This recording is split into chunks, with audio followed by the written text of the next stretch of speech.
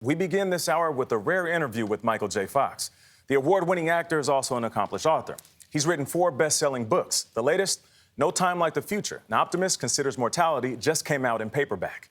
He's also the face of the Michael J. Fox Foundation for Parkinson's Research. He has lived with the disease for more than 3 decades. Fox is married to actress Tracy Paulin, who he met on the set of the sitcom Family Ties in the 1980s. He shared this very personal story about an emotional moment with his wife.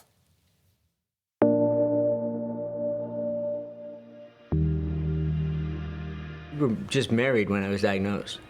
We've been married for 32 years. I've been diagnosed for 30 years. So very early in the marriage, she got this dumped on her.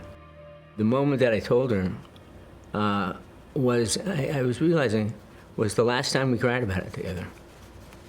We haven't cried about Parkinson's since. We've just dealt with it and lived our lives. But we cried about it that first time, and then that was it. And then we just got back to living with it. Do you remember that moment when you guys cried together? Oh, yeah, absolutely. Well, because she said, I came from the doctors, and I obviously looked like I just got hit by a truck. And she said, what happened? I said, I have Parkinson's. And we didn't know what that meant. The year was 1991, and Michael J. Fox was one of the biggest names in show business. Michael J. Fox, Family Ties. But away from the success and celebrity of Hollywood, beneath the surface, I feel 4 feet tall. Fox was about to begin the biggest fight of his life. Oh, wow. We didn't know what to expect. We didn't know what would happen. We didn't know. No one could say when I would have more effects, more symptoms than what I had, which was a twitching pinky. They just said it was coming. Hey, you're still here. Yeah, I'm still here. Can you believe it? And I realized I had a drinking issue, and I was not going to be able to deal with the Parkinson's until I dealt with that. And that was like a knife fight in a closet. That was like no fun at all. Quitting drinking was very difficult, especially on the heels of, like, I'm clearing away the stuff the alcohol I put on top of things to hide it. And like, that goes away, and then you're just left with that.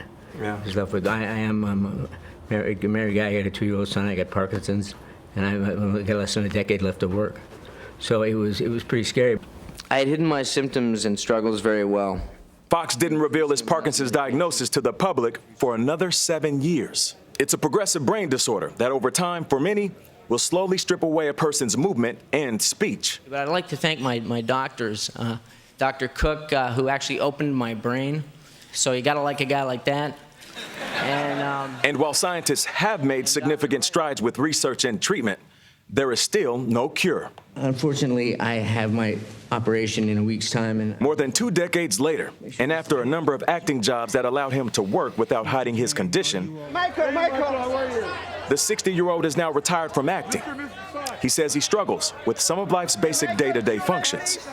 And while Fox is aware of the hurdles that lie ahead, he's wise enough to understand what he can control and what he can't.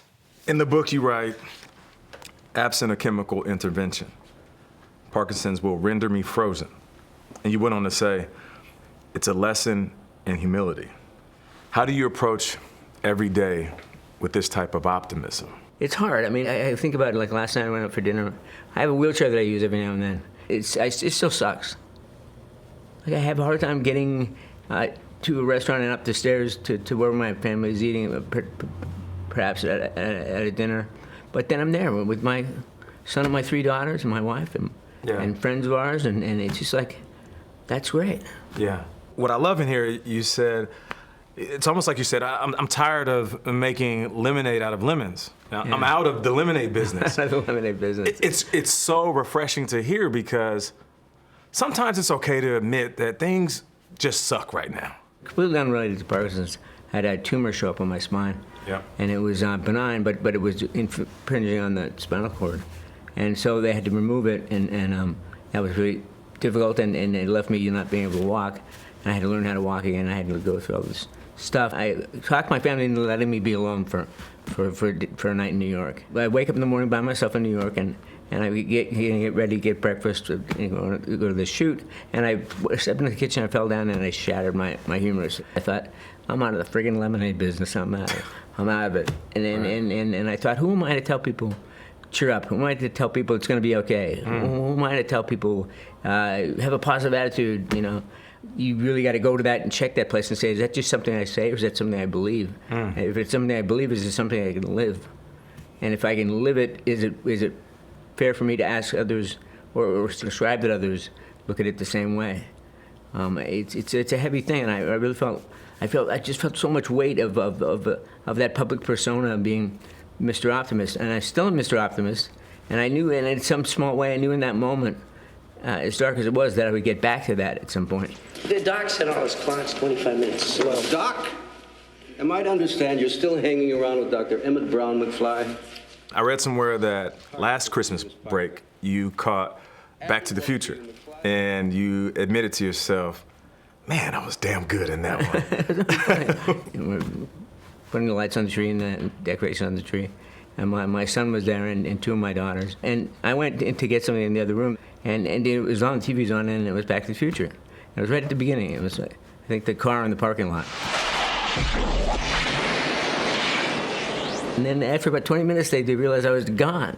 It took about 20 minutes or half an hour to realize that me and the dog had left. And then they said, what are you doing? I said, I'm watching Back to the Future. And they said, what are you watching Back to the Future? I said, it's really good. Are you telling me that you built a time machine out of a DeLorean? I'm great. I'm really good at this. I never realized that all that crazy stuff was good.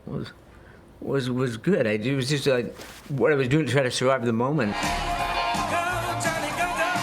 And like my performance in that movie was just like trying to be alive because it was doing both shows at once. Hi. How you doing? I'm Big Al from Vegas. Vinny says hello. And I was doing Family Ties in the daytime and Back to the Future at night. And it was just a surreal experience. So I had this moment now, who I am with all the stuff I had in my life, where you just didn't look at that kid and say, he did all right. He had a lot to deal with, and he was dancing as fast as he could, but he filled the role, did the job. Oh, wow. He was very honest. I see. And I appreciated that because we all go through too. things. And what he was saying is, it's okay to not be okay. Yes. And you can still find optimism even in your darkest moments. The last thing I said to him, and I wanted to make sure that he heard me, because I'm a huge fan of him as an actor, but also as a person. I said, your public fight has given millions private strength. That's true. And I don't think he hears that often enough because he has been living out loud in front of the world for so long. But it is true, and you don't think about the pressure that must feel sometimes. That's why I like him saying, I'm tired of making lemonade. And it's okay to admit, you know what, this does suck. This does suck, this doesn't feel good. But boy, when you look at his life, when you look at Family Ties, I love that show, loved him in it, Back to the Future, he can say I was damn good. And that gives you pride in that. Yeah. It's so unusual, too, Nate, for people to say, I was good in that. I like that he said that about himself. I'm glad he can appreciate himself. It's true.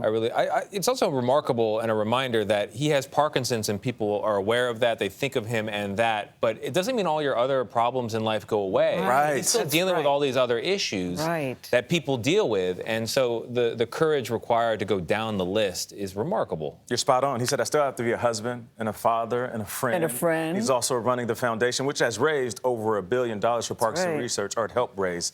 But his book, though, right now, No Time Like the Future, An Optimist Considers Mortality, is on sale now.